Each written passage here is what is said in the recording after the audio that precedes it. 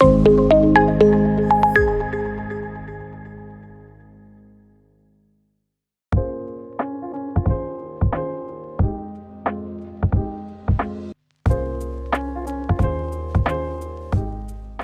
everyone. Welcome back to season 2 of Biotech Talk, your one-stop show for all the tidbits from the biomedical and life sciences industry. So, I hope you all had fun with the season 1. We had really great guests and really great industry experts. And we really deep dived into a lot of topics. So, from season 1, we noticed a certain insight, which is a repetitive topic that kept coming with the evolution of ChatGPT and Grok and many other things. You all know what I'm going to talk about. I think everyone knows by now. It's artificial intelligence and digital health. So this season, we're going to deep dive and try to focus on and see what can AI and digital health do for healthcare and what can it do for healthcare, especially in GCC. So we have a very special guest from the far, far land of hills, as he mentioned to me, Mr. James Steele. He's here, come and just given us his very precious time to be in our podcast. He's also a number 1 fan. Can I say that? Would you agree to that? Yeah, I'll take that. Yeah. No problem. So did you actually enjoy season 1 or? I really enjoyed season 1. You had some fantastic speakers, some fantastic guests on your show, and it's big footprints to follow in.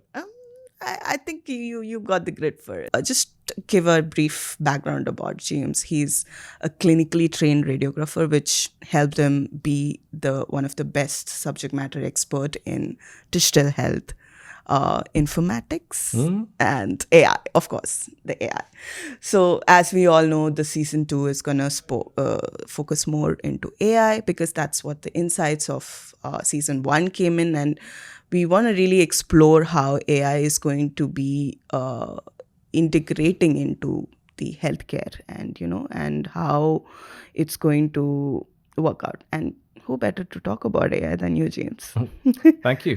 What do you think? No, I think it's very in the moment. I think, every conversation that we're having with people, AI comes up. Yeah. I think in season 1, AI was mentioned quite a bit. So, yes, every season, and every episode, in fact, every individual person had brushed through sometimes with prompt and without prompting as well. Yeah, so great that you're deep diving into it in a bit more in season 2. Yeah, exactly. And James wears multiple hats. He's on advisory boards on various policies of AI in healthcare, but his main role is Chief Commercial Officer at Infinitt Healthcare, which focuses on medical imaging and information solutions.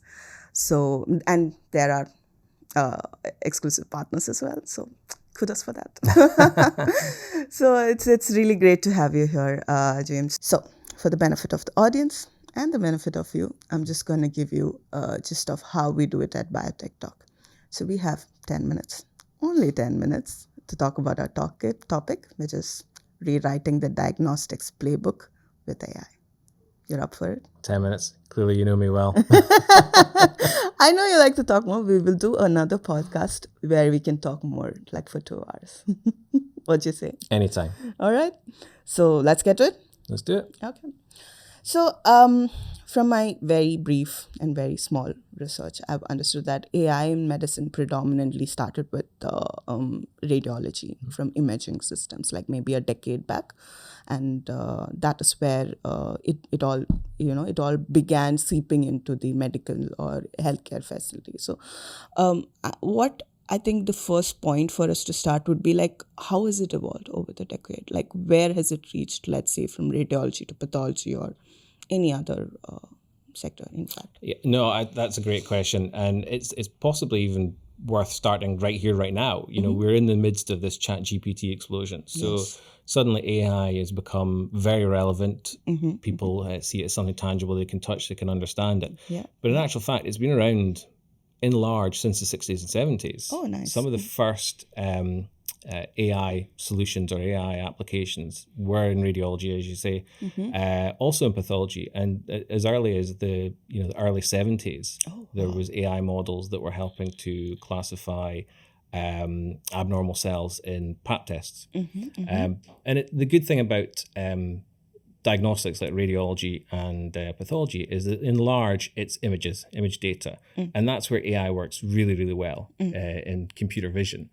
So in those early days, we started to see early adoption, early algorithms, early introduction to AI. The sensitivity and specificity wasn't great. They were still making large errors, and they were nowhere near the accuracy was not exactly there yet. And nowhere near the accuracy of the human. So they were very much in research and in a supportive role.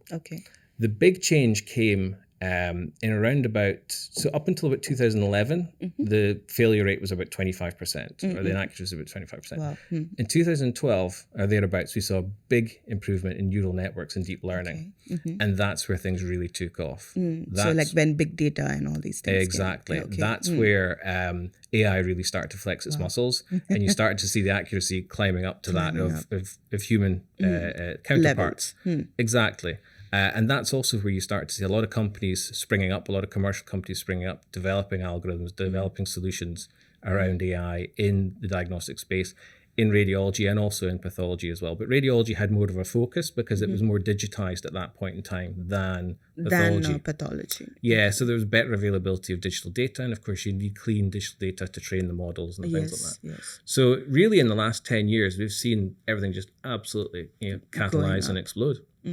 So I believe it's the training with the radiology that set the path for digitalizing pathology as well. Like that learning is what helped it. So how would you say the digitizing of pathology has, what role would AI play in that particular, just to narrow and focus in on it, what would it play?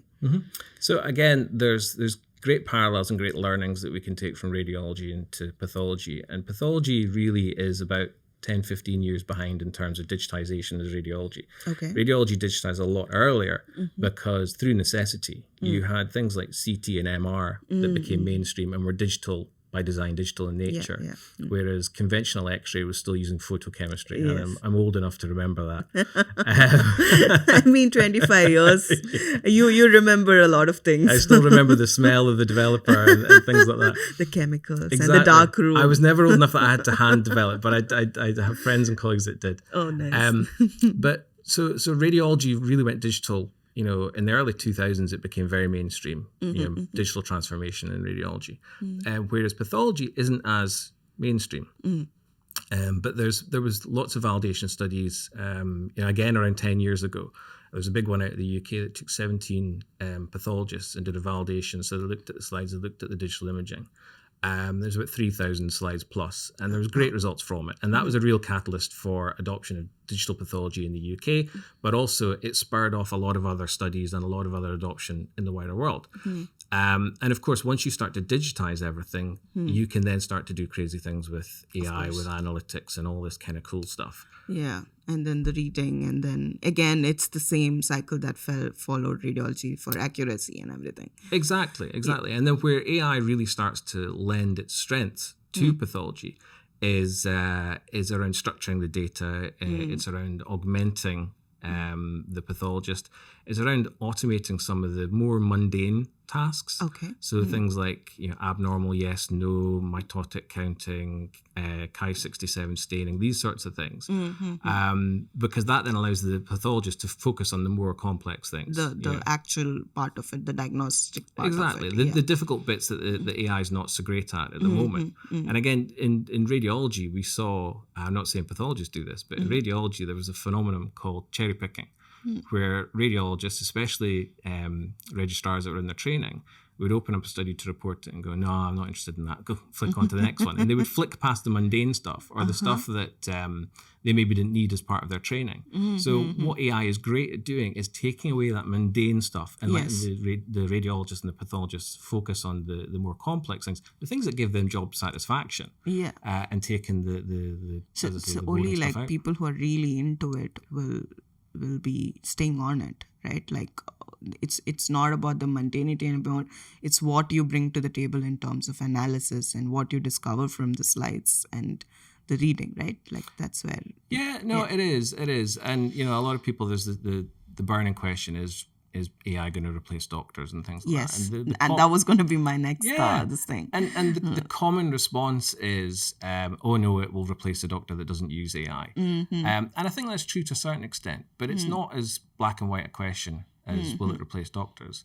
It will, 100% it will replace doctors, but it will replace them in different ways. I think the mediocrity of is what they will replace, and it will give wider chance to for doctors who can see past the mundane things. Do you think that's where it's headed? I think it is, but also if you look at some of the challenges that we face in pathology, it's an aging workforce. There's a huge increase in volume of activity. Cancer diagnosis, cancer grading is ramping up, sadly. So there's more and more need for pathologists. So when we say, will AI get rid of doctors and get rid of pathologists and radiologists and these sorts of things?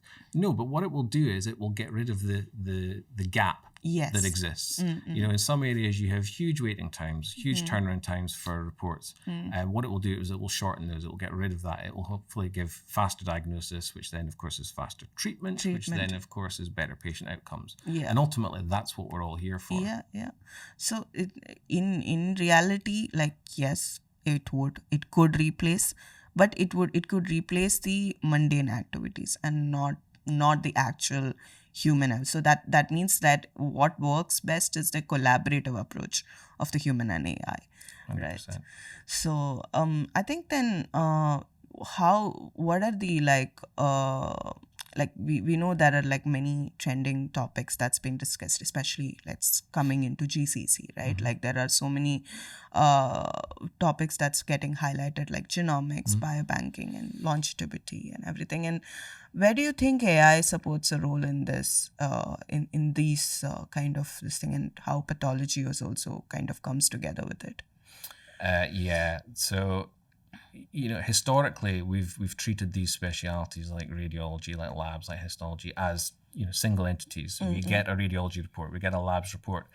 The real strength comes when you start to aggregate all that data together. Yes. It's like if I had an unknown disease and I spoke to one doctor, I'll get one area of specialism talking to me about it, one area that of knowledge. If I talk to every single doctor, I'm going to get a 360-degree view of my health. A holistic approach. Exactly. And that is what AI can do. It can aggregate the different data sets and help to normalize them, structure them, and help them to make sense together. When you look at things like whole genome sequencing, obviously it unlocks, it's the key to our soul. It's a template, the blueprint in which we're built. Yes, exactly. It takes weeks for a traditional report, but AI can do that in next to no time at all. So the insights that you can get from that, and then especially when you start to bring in biomarkers. So your genomics is your blueprint, it's how you're built. Your biomarkers, your lipids, your proteomics, your biomics, all of these things are really how you're working your body. You could have the template, the blueprint that says you're going to be an Adonis, you're going to be the best sportsman in the world. But if you've got a bad lifestyle, cardiovascular disease, diabetes, all these kind of crazy things, that can alter it. Exactly. So your genomics is a snapshot in time, whereas your biomics is really what is going on with you. And when you start to aggregate all this data, which AI can, then what you can start to do is you can start to predictive analytics around it. So you can start to say, well, if I take this data set and combine it with this data set and this data set and a bit from over here and imaging and whatnot, this is what's going to happen in the future. It's like cooking. You get the different ingredients together and bring out like one shepherd's pie. Exactly. And this is where, you hear people talking about things like digital twins. This is where it really lends itself towards that. So that you can create this digital representation of yourself. You can bring in all the test results and then you can start to predict what is going to happen. And this is where precision medicine, which of course is something that should be available to everyone in the future. Yes. Takes the numbers game out of it. So pharmacogenomics, does this drug work for you? Well, no, actually this drug works better for me based on my biomics, my DNA, my genomics, and that's ultimately what we want to achieve. Wow, sounds like a sci-fi movie right now. Like we are headed towards the future that we have seen in those. It does. Well, sci-fi is moving to sci-fact. In sci-fact. Yeah. I like how you put that sci-fact. Oh, that's nice. I feel like creativity is where it's the mother of invention as well. Like if you can imagine it, you build it, and you at least strive to build it over the years. Creativity or necessity is the mother of invention. True, And this is it. We've got in a lot of places, we've got broken healthcare systems, we've got aging populations, we've got rampant lifestyle diseases, and we need to use all the tools that are available to us to address these. So that each and every individual, be it from any economic or social status, can actually receive what they deserve. Exactly. So what are the trends that you can see for AI otherwise? Like, what are your thoughts? Yeah, so like a last piece to leave with the audience. What we're seeing. So digitization and AI in pathology very much follows a kind of hockey stick. We've seen early adopters of digital pathology over the last 5-10 years. It's the people that want to differentiate themselves. It's the people that have the volume to justify the digitization. But the good thing now is, we've been in this kind of plateau where people have not really seen the return on investment or don't have the volume to justify digitizing their workflow. But now, because AI has come along and has become mainstream and everyone understands it to a certain extent and wants it to a large extent, they have to digitize their data before they can introduce AI. You can't introduce AI on analog data. Exactly. Or not easily, let's put it that way. Yeah. So in terms of digital pathology, which is obviously what you and I work on very well together, we're seeing an increased interest in digital pathology. We're seeing increased uptake in digital pathology, rightly so, because people are seeing it as an enabling technology to allow them to move to AI, which will then allow them to reap all the benefits around standardization, around quality, all these sorts of things. I mean, I saw a great example of how AI can help with quality. There was a epidemiologist who had a skin lesion. And so she got a sample, she gave it to 36 pathologists. She got 18 different diagnoses. Wow. So, something as simple as that. AI doesn't have to be about throughput, doesn't have to be about reducing times, but if it can be about improving quality and standardizing and making sure that we get the right diagnosis first time, that's the win-win for me. That's the win-win. I think that's a good place to stop as any. So we have a win-win, AI plus human collaborative world that's coming ahead of it. It's a bright future. Sci-fact. Yeah. Thank you so much, James. It was really a really great conversation, and I believe we have touched upon really important topics. And we actually had in season 1 also we touched upon digital pathology, and I think this is a great continuation and more narrower or microscopic level of look into how it is in the world and GCC and everything. Thank you so much for being here. My absolute pleasure. Thank you. So this is Malavika Kanara signing off. Biotech Talk Season 2 powered by Leader Life Sciences.